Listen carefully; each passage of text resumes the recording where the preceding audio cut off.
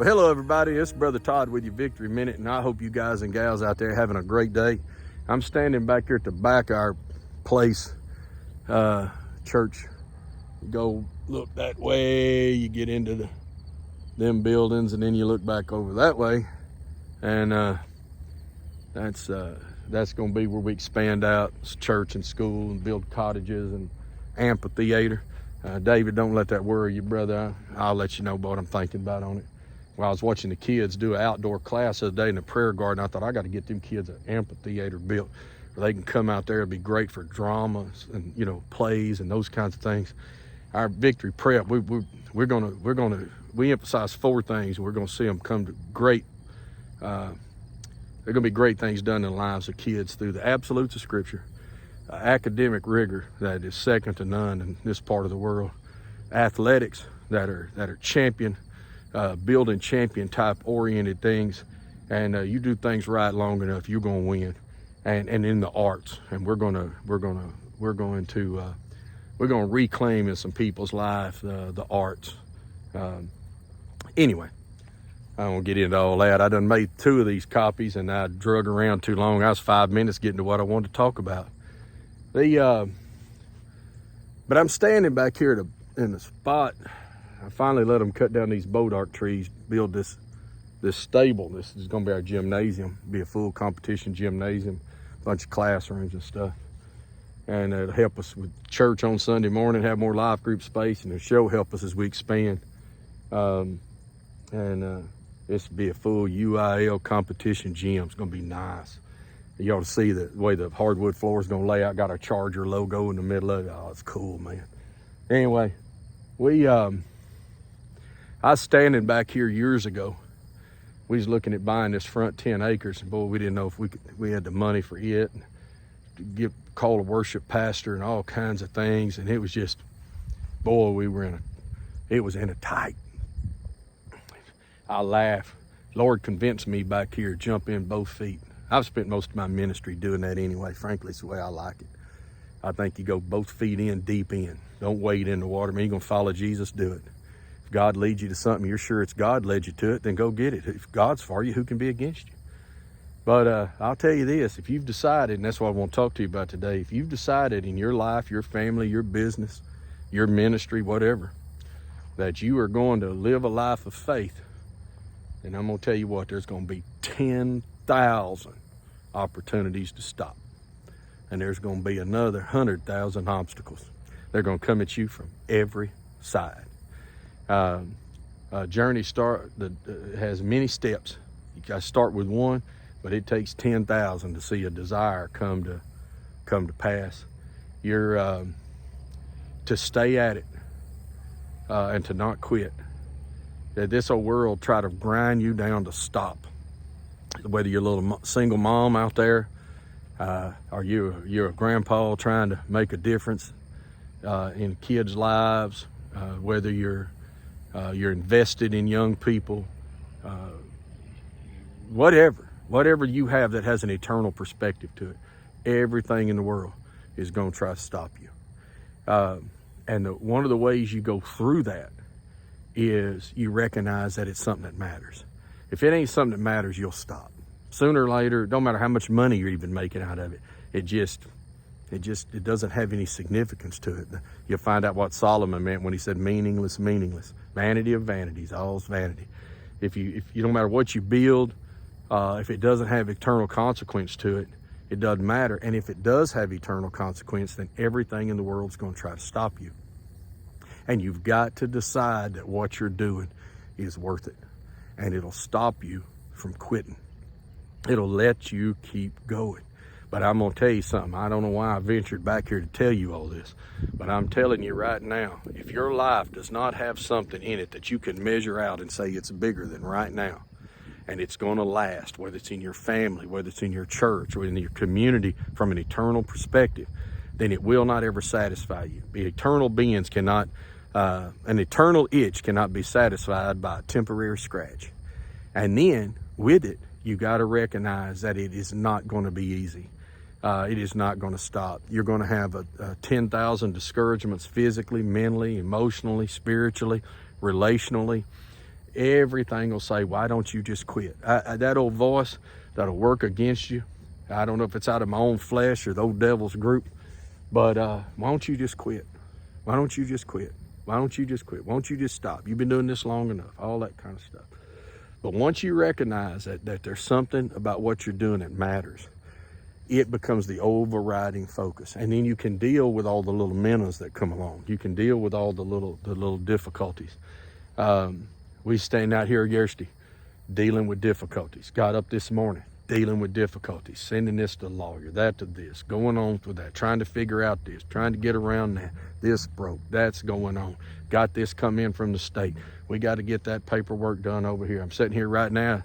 Y'all don't know it inside my head. I'm trying to figure out where I'm going to come up with an extra $250,000, $300,000 on some stuff that we may have to deal with. And but you know what? God's going to make it happen. God will make it happen. God will use his people, and he'll make it happen. I learned a long time ago, God's got people ready to help me I don't even know yet. You know, we laugh around here at the church all the time. We have so much impact through Christ in our church people around this area and in places where we got no business being. I don't know if I said it in this broadcast. I think I've made 10 of these things, but we have one of our pastors in India for about a month, and come January, setting up satellite churches, satellite campuses, home groups. We got a bunch of people watch us there online. We got a big group happening in Mexico. We got more people in Mexico watch our Sunday service than we do people in the United States. And that's with it being translated from English to Spanish. Isn't that wild? It's amazing. And so you just keep going. You got to keep going because it matters. I keep looking over at the side. There's two guys. I thought they was walking over here. They carrying something around there at the dumpster. Them guys, their life matters. God's doing good things in their life. They're connected to some of our members, and they're God's working in those people. And it's hard work, and you stay at it, but it matters. Your kids are worth it, you know. We can't stop. We can't stop. Christ didn't stop going for us. We're not going to stop going for him. The church has always persevered. You're always going to have trouble. You're always going to have battles, but you just stay at it. You know, like I was saying earlier, you know, I know in God's remnant, he's got people in this church. He's got people around this church. He got people that ain't even connected to our church that recognize how important it is to build into young people, whether it's in the absolutes of Scripture, like we talk about here, or whether it's through academic rigor, to where they really begin to learn to think and really are tested and strained and ready. Boy, coming out of this COVID thing, education system in America is the worst shape it's ever been in its life. Whether it's athletically, in athletic excellence, what part of this thing right here is about. You've got to learn to be part of a team. You've got to learn that you can accomplish more than your body can do, more than what it thinks it can do. You learn through being tested, being strained, and in the arts. Right down over there, nobody knows it. I say nobody knows it. I've talked about it off and on, but we don't have it in the plan. But we're about to build an amphitheater right down there, because before you break off this hill. Now this was a light slope. Now this building sets out. Right, it's built up real high, and then it's gonna slope down. On the other side of that, it's gonna be a big old tank and a big pond for those of y'all ain't in Texas. And then I think right over there, or maybe over here, I think about building an amphitheater for the young people to do their outdoor classes in, places to do productions and stuff. And all right now, we probably need one less thing to build, but you know what? I watched them kids the other day underneath there, and I thought, boy, now that's how the ancients used to educate. You get out in God's creation, it opens your mind up, and learn to think. And you ought to watch these kids at the junior high and high schools. They take in logic. We got them in logic, teaching them logic, how to articulate. How do you articulate what it is you think you believe or know? How do you present argument without just being the loudest person in the room? screaming and hollering, looking like a Twitter idiot. And boy, they're getting it. They're getting it. It's pushing them. But boy, it's something to watch. I don't know why I come out here for 10 minutes. I guess just mused around on you. But I'll tell you this, whoever you are, you find you something worth living for. You find you something eternal. And then you go after it with everything you got. If you're a preacher, you're a pastor, maybe God's sending this to you, and I'm no expert. I'm just a regular old guy. Ain't nobody ever gonna remember my name. I ain't gonna be a Peter or John, but I sure want to be the guy that gives Jesus the donkey if he needs it, or carries the empty water pitcher. If you're a pastor and you're battling, what do?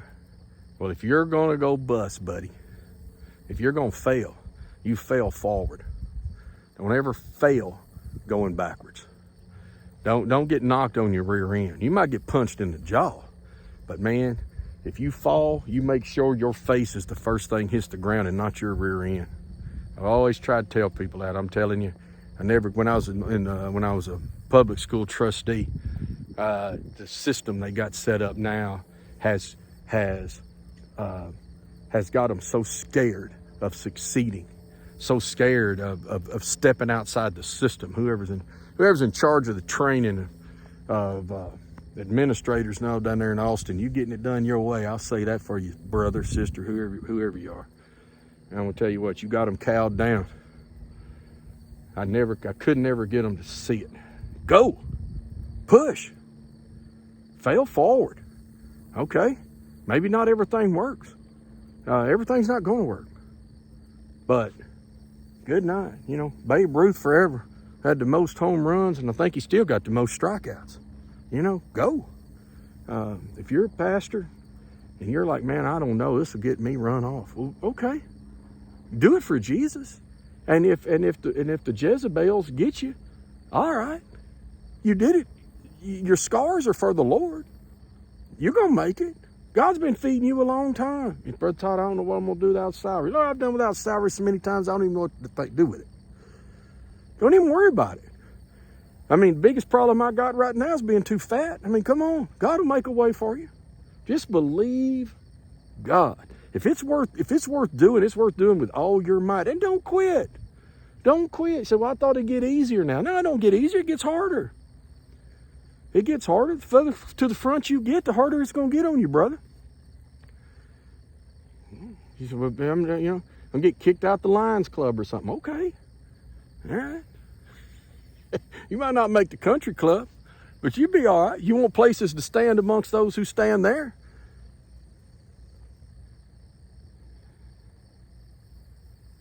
Maybe I'll let you go look that up. How about that? I ain't even gonna get into it. I've been rattling around out here for 13 minutes. What have I said? Hey, find you something worth living for. If what you've invested in, your kids, your church, your ministry, your time, your community, if it's worth doing something for, then do it with all your heart. And don't you quit. Don't you quit. Don't you give up. Don't you quit. Don't you let the naysayers stop you. Don't you let the enemy stop you. Jesus said his church stand up and the gates of hell will not be able to stand against us. Don't just hold your ground, take ground. Forget hold your ground. Hardest thing in the world to do militarily. Occupy space. Take more space. Advance. Lean into it. Give it with all your heart. You young pastor, you hit it with all your youth and strength. You're an old pastor, you hang on, baby. God's got a retirement coming. You push on. You may not can do what you used to could do, but you can do something. And you get it, and you get something eternal happening. Don't you dare quit. Don't you dare stop. Amen. All right. I'm through hollering at you. I hope y'all have a good day. Be sure and thumbs up, ring bells, notify, subscribe, all these things they keep telling me I never talk about. Make sure you do all that kind of stuff. And for those of you really, maybe you just needed to think about it, just stay at it. Don't quit. And if you don't have anything worth living for, you don't have anything worth dying for, then you talk to God and you ask him to give you something eternal that's worth your time and effort. And God will give you something that you may get 10, you may get 5 talents, you may get 1. But you just let God be in charge of that, and you just go serve Jesus with all that's in you. And I'm telling you, at the end of the day, it'll matter. And I made so many of these tapes, I don't know what I said, or takes, I don't know what I did say. But I'm going to tell you right now, if one of you out there in the kingdom somewhere has got an extra 300, 400, you want to see it go into 1,000, I mean, and you want to see it really go into kids in a way that can change their lives, you holler at me here at Victory Church, and I'll talk to you about it. We're so close to just getting right over the hump. It's going to be great in these kids' lives. We're going to see a difference. All right. Love you. See y'all later. Bye.